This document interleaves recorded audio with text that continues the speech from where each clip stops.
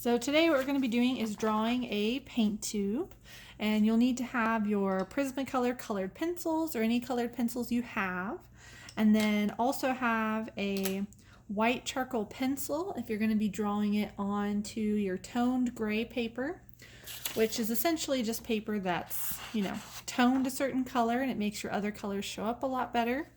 But if you're drawing it onto white paper, then I would have a light pencil.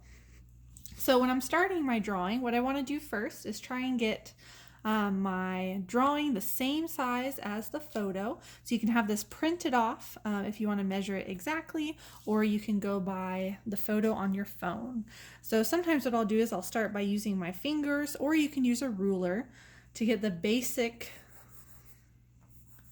size of your little tube.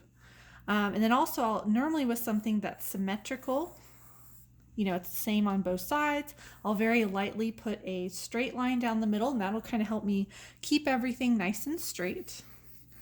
And then I'll start looking at the angles on the side of the tube just by putting my pencil up against the photo to kind of get that overall shape.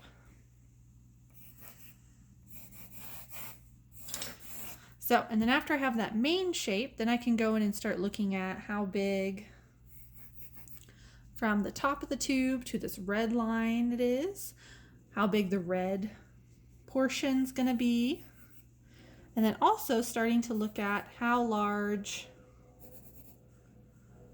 the little triangle's gonna be.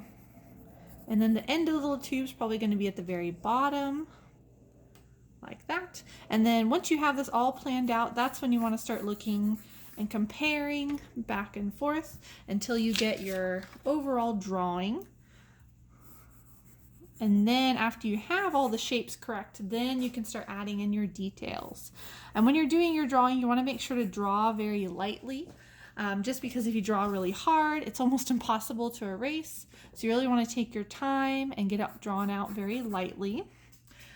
And then once I have it drawn, if you're doing it on your toned gray paper, what you want to do is start with your white Prismacolor pencil, and very lightly, as in not pressing very hard, you want to start putting in some of your highlights wherever you see them. And when we're trying to color or shade in an object with pencil, you want to make sure you're going with the shape. So like on these little areas where the paint is curving, I want my pencil to curve with those versus something that's flat. I want to kind of go side by side. So with colored pencil, if you push really hard, it's going to look really bright. So that's why we want to slowly press harder and start very lightly, just so we can have a bit more variety and depth on our drawings. Okay, so if you're doing it on white paper, then I would probably recommend starting with your reds, which some of the reds that we're going to use is, like, I have a poppy red and a crimson red, which is just basically a bright red and kind of a dark red. So those are just two good reds to use. And I would just start looking at anywhere where your red is kind of light, and I would start with your brighter red, kind of going up and down. So I'll normally start, if it's kind of a flat object, going up and down. And if I need to do another coat, I can go side to side. But you always want to make sure you're pressing very lightly, because if I push really hard or I have a lot of scraggly lines, it's going to look really messy. So you want to go softly. And you want to try and leave room for your highlights, because if I go over those and then I try and use my white pencil on top to make those, it's really just going to blend with the red and it's going to make it pink. Okay. So, and then for some of the shadows, you can use black or even indigo, which is kind of a really dark blue. So I also want to use that very, very lightly. I'm looking at how there's a shadow right here in these little areas, and even a little bit on my paint. So you want to very lightly put that in, because it's always better to be able to add more instead of having to be like, oh darn, I have to take that off. And this is a little bit erasable if you use a really hard eraser, or use like a mono zero eraser, which is really hard and kind of firm. or if you have just a regular pencil eraser.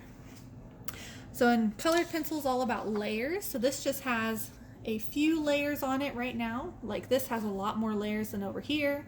You can tell over here that I have a lot of the paper showing versus something like this area, you can't really see very much of my paper. So colored pencil is all about lots of layers. So don't worry if at first the drawing is kind of crazy and doesn't look very finished. It just means that you need more layers. So, and you don't have to do red. If you want to do a different set of colors instead, that is perfectly fine.